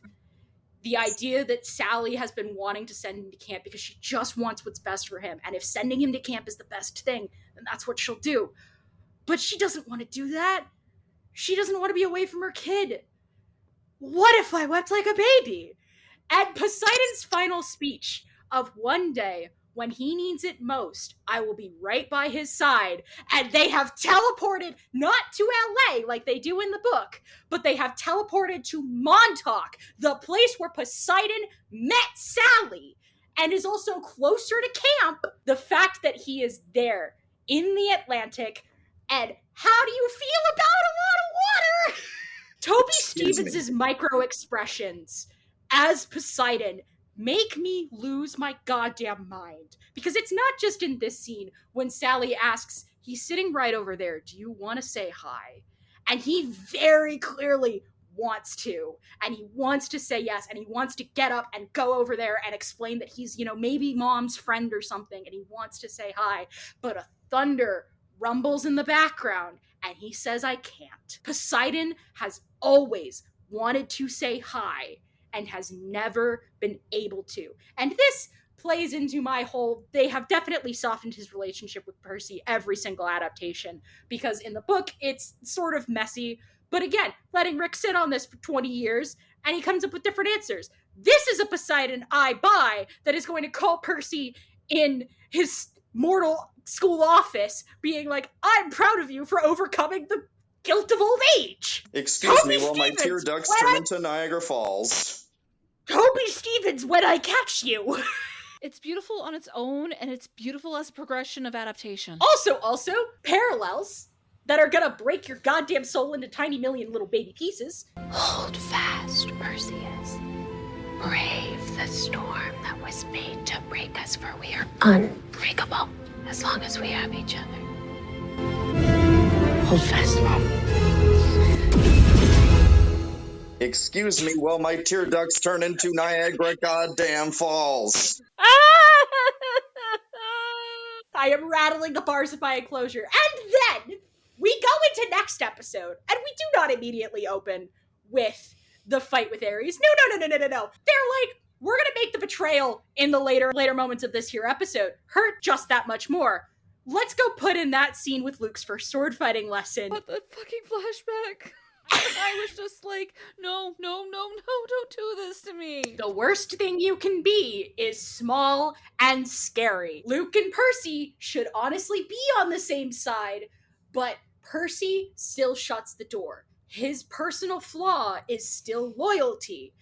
Percy would never accept Luke's betrayal of camp, and more importantly of Annabeth, and go with him. They should be on the same side. Luke is making good points, but he's an asshole! He is the word the gods fear the most. They should just unionize! Also, during that training scene, the chemistry between the two actors, oh my goodness. It's like, I mean, I appreciate what you're doing, but you're weak and you want to quit? Charlie Bushnell, when I catch you. Like, I was waiting for a one-liner about one of them not being left-handed and then the other not being left-handed either. Yeah! Anyway, these creators are like, oh, by the way, we made Black Sails, which is basically an entire series of a betrayal. If you have not seen Lady Night the Brave's video about it, top tier, would recommend, even if you haven't seen the series. It's a great advertisement for the series. We also still gotta kinda sell Luke as the best swordsman of his age, and that's sure is a hell of a way to do it! As a blatant setting up of, we fight till first blood, because you have to follow the rules of combat, but I sure as fuck don't! Clever boy. Clever Percy, clever Percy, clever Percy! Delightful, absolutely delightful. Again, really also, my only gripe is that the fact that it's in a very private location, so I'm just wondering, okay, so how are they going to resolve the plot point of the general public thinking Percy's a terrorist? Because in the book, it's like, the people saw Ares in the fight, and so the Mist sort of reframed it as, oh, some crazy child kidnapper with a gun is actually to blame for everything that went wrong. Don't worry about it. That's a later season problem. Yeah, hopefully they'll figure out how to resolve that in the next season without just blithely being like, what are you talking about? What plot point? I hope not, but we'll see.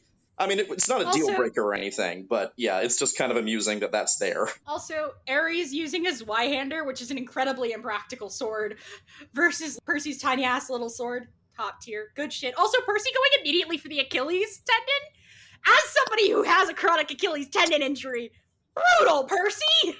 That for slugging a heel of his. Also, the Fury as an agent of justice coming back for the helm finally and being like, that is the only reason I was really after you, and telling Hades to honor his end of the agreement. I like that level of nuance for Mrs. Dodd/Electo. Yes. Yeah, it was very much reminded of the resolution with Marcellus Wallace in Pulp Fiction. It was basically, so we cool?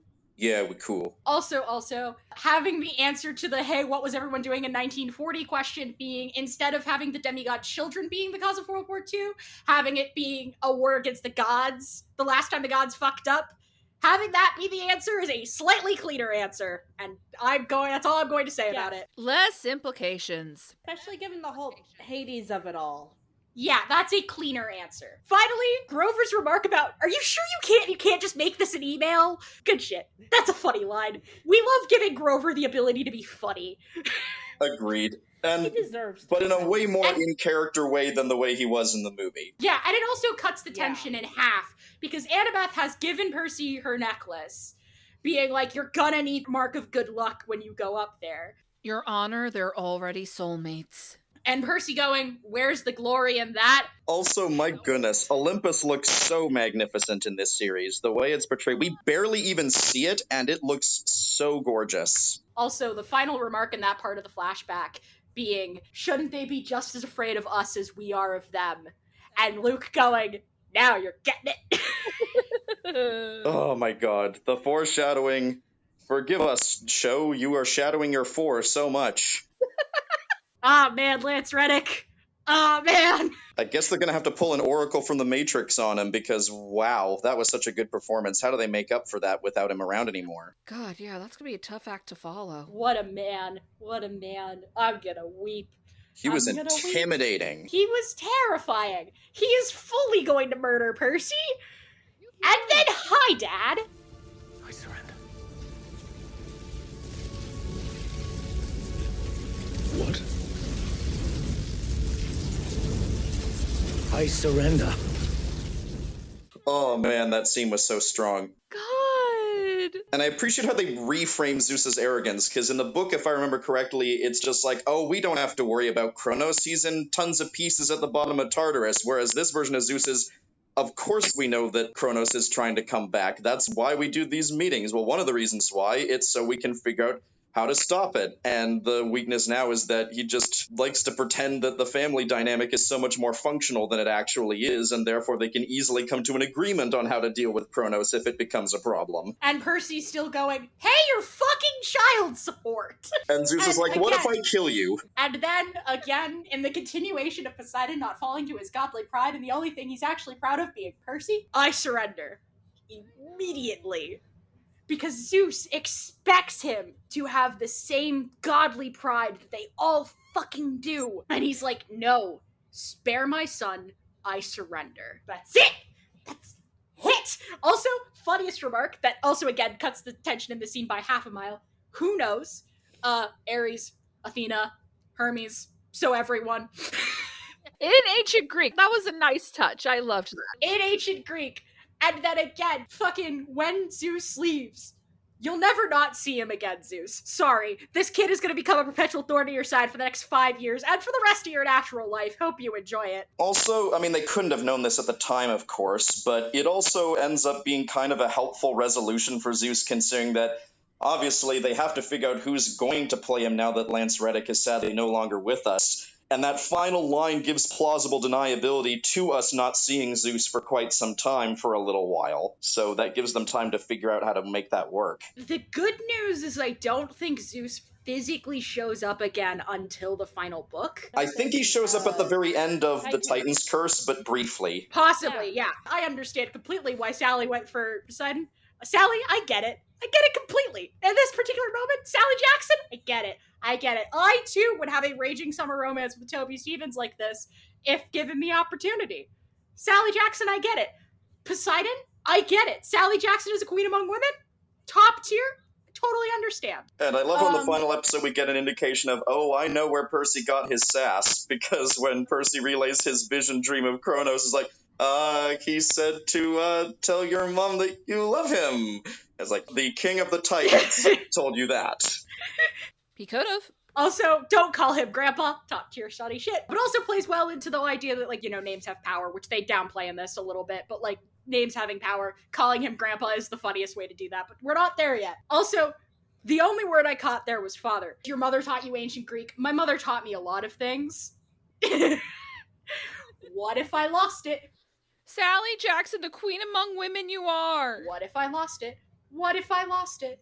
Good follow-up to the bit of, you're Poseidon's son. No, I am Sally Jackson's son. Exactly. It's Percy and Sally versus the world. Also, it is about the grab to the back of the neck. The I clearly want to hug you, but I know I can't. The I want to hold you. The I want to nothing more than to say hello, but I can't. I put this I want to be your father. I put this in the tags that is going to be reblogged onto the blog, which you should go look at because I lost my mind about it the first time I watched this. But the Ares told me the gods don't dream. Ares is kind of a moron. Of course we dream. Do you ever dream of mom?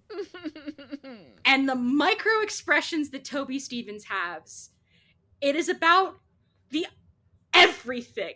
It is about the pining. It is about the yearning. It is about wanting to pull your son into a hug, but knowing that you are not there yet. Excuse me, while my feelings are in such excruciating pain right now. Ouch, my feelings. It is about cutting your parents to their core with a pointed question and a pleading look, and cutting to your father's core like he has been there your entire life. Because he knows exactly what to say, and Walker gives such a puppy dog expression. What if I wept like a baby? The acting in this series is so goddamn amazing. Toby Stevens, when I catch you. Also, I love that Thalia's tree looks like it has a person in it. I imagine it's probably touched up with some CGI, but I do like that Thalia's tree looks like it has a person in it. That's a neat detail. Well, so you're telling her what you're doing next? It's a tree seaweed brain. She can have thoughts, but I bet she's thrilled. Dryads exist in this universe, Annabeth. Yes, they do. So let's talk about, as Jazz put it, Mustafar if it had a better director. First of all, coming back into camp and having the you never told about Clarice, and the whole moment where, like, Luke and Annabeth have the same brain cell and the same thought process, and Annabeth always being 7 steps ahead, but Luke being able to catch up at least 3 behind. Top tier, good shit. Love them as siblings. What if I cried? Such an incredible version of the "You're the Sith Lord" scene. Basically, my thoughts from here on out are just, oh, it hurts, I then coherently sobbing and screaming and throwing up, what then? And so you get the little scene where they're walking back and Luke is like, oh, you're thinking about your mom. And Percy being like, yeah, kinda, but also there's this other thing I gotta worry about. Everything has made sense except the betrayed by a friend line. And figuring out it's Luke 2 seconds too late. But Luke's response not being the menace of the book with the pit scorpion, or the inevitability of the show, the Oracle warns you betrayed by a friend, but the simple, I didn't think you'd give them to Grover. Because remember, Grover is also Luke's protector. Luke would never want anything to happen to Grover. He doesn't want Percy dead! He just wants him on his side! He sounds genuinely hurt in that scene. Even the bit, I was trying to recruit you. I am your friend! What if I lost it? Charlie Bushell, you will pay for my therapy! They are the opposite side of the unionization efforts. The fireworks being the only thing that lights this. This is the one time where I'm like, the darkness is acceptable because the fireworks are such a great aesthetic. Oh, absolutely. It looks amazing. Well, that and the Minotaur fight sequence, because you had the lightning flashes creating the silhouette. That was another moment where the really dark lighting worked. That also fucks. And it was a beautiful way to like, it basically looked exactly how I pictured it in the book, which, oh, I do love those moments. It's the double, this is supposed to be a celebration, but it is being bogged down by this one final betrayal. What if I lost it? What if I lost it? Black Sails directors, would I catch you? Percy's fatal flaw is still loyalty. He's still going to apologize for drawing blood from a person he thinks is still his friend. Why was that so adorable, though? Percy, baby. Percy almost thinks he drowns and pulls himself out of the river and is immediately apologizing for pushing Annabeth and Grover into the stairwell, to Percy apologizing for drawing blood from a man who is trying to actively kill him, to some extent, or believes might kill him. Why is a 12-year-old kid so aspirational? Perseus Jackson, what if I died? Also, a thing I forgot to mention back during the arc, the next time you watch this episode, listen specifically to Arian's performance of yelling for Percy. Grover is yelling like in the back of his head he is saying, not again, not again, not again, not again, not again. They never make it past 6th grade. What if I lost it? What if I lost it? River, you're lucky you're not in California. And Annabeth heard everything. The implications of having Annabeth see everything has so many knock-on effects, because most of the conflict of the second book is Annabeth not really, because she doesn't see it, not really believing Percy that Luke has betrayed them.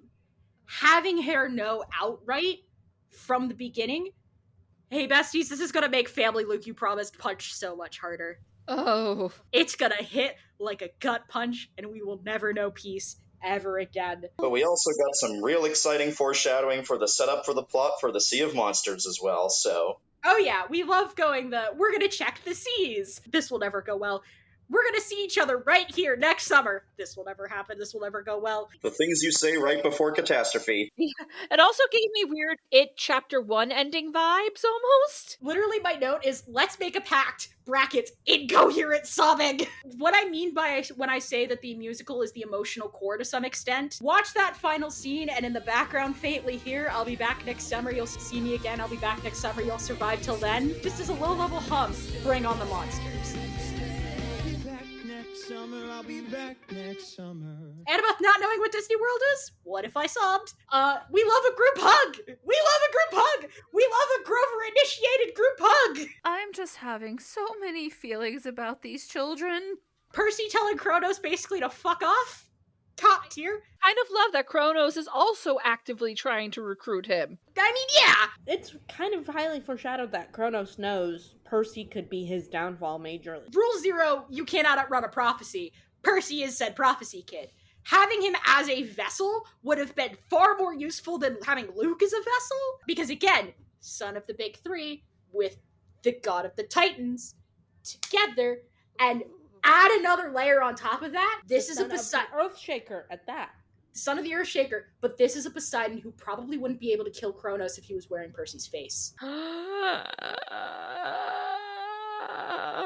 Oh yeah, and again, the line of, you staying alive is integral to my plan, something to that effect. Yeah, the original plan in the book is for Kronos to want Percy as his vessel, but settles for Luke when Percy is not available. Also, the pancakes are blue. Yes, I love how that's still there. It's a quick clip, but it's great that it's there all the same. Truly. And speaking of that ending with him and Sally, I love that we parallel the beginning speech with the ending speech, making it a lot more positive. Like, oh my god, every weird kid out there, I envy you. Every weird kid who is getting this as their introduction, who is getting this, who is getting Walker telling you, it's okay, you're one of us. We are gonna need you going forward. Rick, when I catch you... Where the fuck was this when I was 12, man? And in the way that, you know how, Jazz, you mentioned in the movie episode, and Leif, you mentioned in the movie episode, the movie being your introduction to this universe, and going back to the books and being like, the books are so much better. Having this is your introduction, and going back to the books, you're gonna have fun. This is the adaptation for non-book readers and for book readers. Everyone comes out of this happy. What Agreed, the fuck? agreed wholesomely. If emotionally wrecked. If emotionally wrecked, everyone comes out of this fucking happy. One more thing, Gabe's death, I vibe with on 3 accounts. Number 1, this version of Sally is not vindictive enough. I'm not sure I would call vindictive the right word, but sure. To hold up Medusa's head and kill him outright.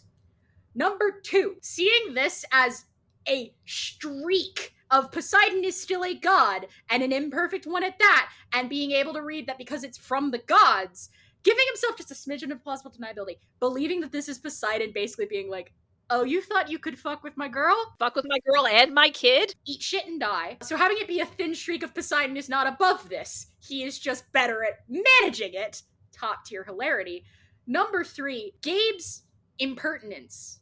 Gabe's whole disrespect of boundaries. Because I suspect that they probably maybe did a couple of runs with the abusive angle left intact. More of a physical. This is more emotional, which is still an important in the abuse portrayal spectrum. Still devastating, yeah. Having it still be that, and having it be a disrespect of boundaries. You know, the school called and, told me you were kicked out. You answered mom's cell. Having that still be the thing that is Gabe's undoing suits this version, this particular telling of Gabe. He's not deliberately petrified. He's petrified by being a porch poacher, basically. He's killed because of his own stupidity. And I think that's a valid way of doing it, man. I also really like the reading, because I didn't originally read this, but there was a couple of readings on Tumblr where people were like, yeah, this is Poseidon going, oh, by the way, fuck you. That's a fun reading. That's a reading. I'm like, yeah, sure, this version of Poseidon would do that. That feels more in keeping with this particular version of Poseidon. And I like how they make it work without having to go full battered life about it, too. Yeah. Because we didn't really need that.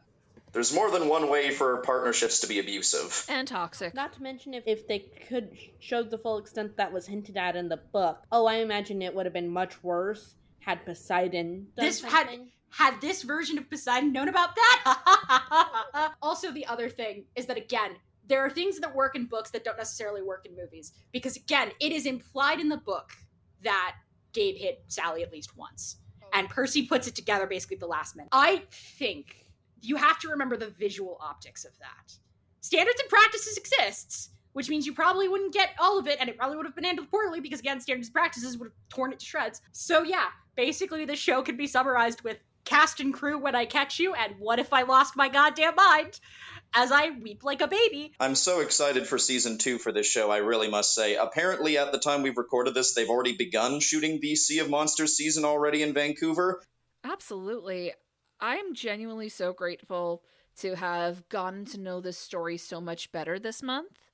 And with that in mind, why does The Lightning Thief by Rick Riordan endure? So much so that this 20-year-old story already has enough adaptations that we could fill a whole month of podcast episodes with it. 1, it's because it's fertile ground, like River said. 2, very good gateway drug to the YA identify yourself boom that doesn't come with the baggage of a TERF, even if we do have to sometimes hold Uncle Rick accountable for dumb, uninformed shit he says. He is better at saying sorry. He's so much better at saying sorry. That much Indeed. And it endures because Percy is eminently a really, really good, not just eminently likable character, but though it helps. A really good, I would say, American hero of folkloric hero. I kind of like that. In the future, Percy Jackson, I think, will be regarded as part of the American mythos. I mean, God damn it, I'm gonna do it, because he embodies the America that is young, scrappy, and hungry, and he's not thrown away. Shut up. And hey, isn't that basically what they talked about earlier in the story, about how one day you'll be a myth, Percy Jackson? It's also just really fun to come across something oriented towards kids that modernizes Greek mythology without pretending some of the ickier parts of Greek mythology just aren't a thing. And I find that impressive, how well Riordan was able to strike that balance. These are really fun stories. They're very imaginative in ways that I honestly wish was more of the norm for children's fantasy stories. I mean, the world feels very believable and compact in comparison to so many others. The characters are so likable and endearing. And I love the way it manages to balance being humorous and effectively imposing about finding ways to modernize all of the creatures and all of the characters from mythology and how they can exist in the modern United States. Well, then modern for the time the books were written. In other words, these stories endure to me because they tap into the fact that we just always seem to love going back to the classic Greek stories, and this is one of the newest ways to make it work in an appealing to all ages fashion, and I have so much respect for that. It endures because it speaks to the child within us. It endures because it breathed new life into Greek mythology for so many people, and if not introducing them, reaffirmed that love for its readers. Shaped my brain chemistry, at least, and I'd wager that it changed the brain chemistry of a couple thousand kids across America. Oh, yeah. If nothing else, it made a bunch of kids go, either ADHD needs to stop being so relatable, or I need to go see a doctor. Yeah. God knows, I loved Percy Jackson, and I got an ADHD diagnosis this year. Oh. Handshake! Handshake on that. Tying back to the song that none of us really liked, Strong. When you're a kid reading that, it makes the things that make life hard, gives you an outlet of, like, you can still be strong with this. And I think that's why it endured as well. Family. This is a family story.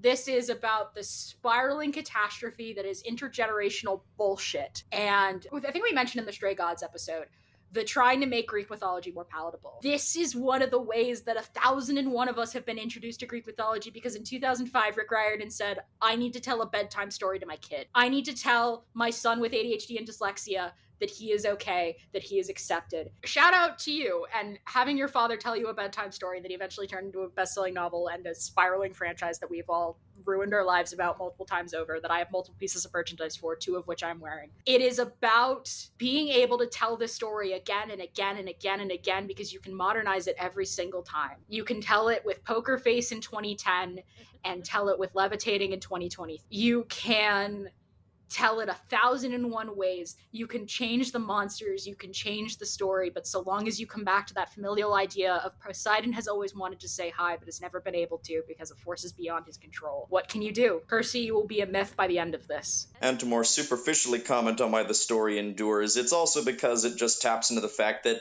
there's just always a place to be a nerd about Greek mythology in one way, shape, or form, and this is just one of the latest versions. I mean, and it doesn't even necessarily have to be accurate to its original source material to still be fun. I mean, for crying out loud, my introduction to Greek mythology, like I think a lot of kids my age, was Disney's Hercules. So the queer middle schoolers have to have something to latch on to.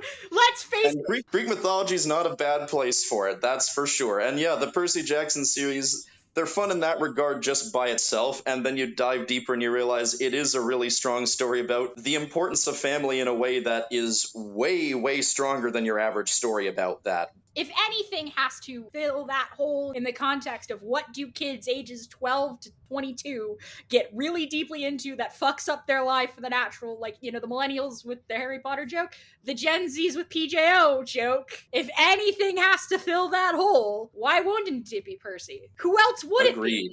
I mean, it says a lot that the Turf Wizard series starts with just a parade of insulting the Dursleys for how they look rather than how they act. While I had my own gripes with the Lightning Thief book about it, at the end of the day, Riordan wrote this for the sake of giving his son a hero. And I think it coming from that level of love is definitely a big part of why it works. Go write Baby's first OC. If you haven't written an OC in a hot minute, go write Baby's first OC and go make a demigod kid. Absolutely. I've done it multiple times. It's so fun. Thank you for coming to my TED Talk. I feel like I have not shut up this episode, but in my defense, I have had a lot of thoughts boiling over from every single adaptation, but this is the only time that, except talking about all of them within the context of this particular work, as sort of the half semi-definitive version of the adaptation, have sort of knit themselves together, because being able to think about this book in a vacuum is not an option. Don't worry, River. You've been delightful, in my opinion. Same. Thank you. So delightful. It's been a blast having you as a co-host this month. Hell yeah, and I'm not going away because you can't stop me until somebody employs me. I am all of your problems. Yay. Donate to the Patreon so Jazz can employ me and I can really be everyone's problem. Yes, please. I would love that. Any final thoughts before we get into plugs? Toby Stevens, I am free on Thursdays. If you are also free. I'm kidding. He also seems like the type of guy to not go for somebody who is young enough to be his kid, but on the other hand, hello. Virginia Call, if you are also free on Thursdays. I am... Absolutely. Oh my god. Can she be all of our moms? Jessica Parker Kennedy too, please. Leave your husband. I am indeed low-key hoping they like my vibe. Additionally, in conclusion, never talk to me, my 2 demigod children, and my 1 satyr child ever again. Especially not you racist fuckheads that keep on going after Leah. You know who you are. Who's got stuff to plug, gang? I have 0 plugs, so. Well, in that case, you can look for me on Facebook and Instagram as Leif Bradshaw Sings or Leif Bradshaw Music, respectively. That's spelled Leif, by the way. And also, I am hosting a podcast that's on its way called The Disney Outlands, where the theme is discussing films, shows, specials, and what have you that the Disney company has produced, but you will not find on their major streaming platforms. We are recording our official episode 1 in just a few days, and I am so excited about it. Stay tuned for that. I'm not going to reveal what the episode's going to be about yet. That's going to have to wait until we release our Q&A broadcast, so stay tuned for that as well. And of course, if you're in the neighborhood, feel free to support my gigs, because I do also sing professionally for a living, and I find that loads of fun. You can find me on Twitter at DreamsRebel. We are under 70 days from hockey, people, but I have other interests that I'm constantly yelling about. You can find me on WordPress at filmlion.wordpress.com, where I am hoping to maybe possibly get the first MCU rewatch essay out before the end of the month. And you can find me on Letterboxd at punk_skeleton. I'm apparently a fun follow. You can watch me lose my mind about the X-Men movies in real time. And as always, you can find me on Twitter, Tumblr, TikTok, and Blue Sky at Favor Vieira. You could also follow the show on Twitter at IER Podcast. And if you would like to help us reach the next chapter of our story, please consider leaving us a review or rating us on the podcatcher of your choice, telling all of your friends and family about us. And even better, if you have room in your wallets, please consider donating to our Patreon, our Ko-Fi page, or just the support the show link below. And that is a wrap on Lightning Thief Month. I've got to say, it has been a fucking blast getting to know Percy Jackson, but school is back in session. So now we are finally going to be covering what we should have been able to cover last September, but that was another dream the strike got in the way of. 10 Things I Hate About You. This has been on our list since the very beginning alongside Muppet Christmas Carol, so we do hope you will join us. And remember, stories gain power in each retelling. The stories you heard about Greek gods, heroes, and monsters. I'm here to tell you they're real. If you ever feel like you don't fit, like the world doesn't make sense,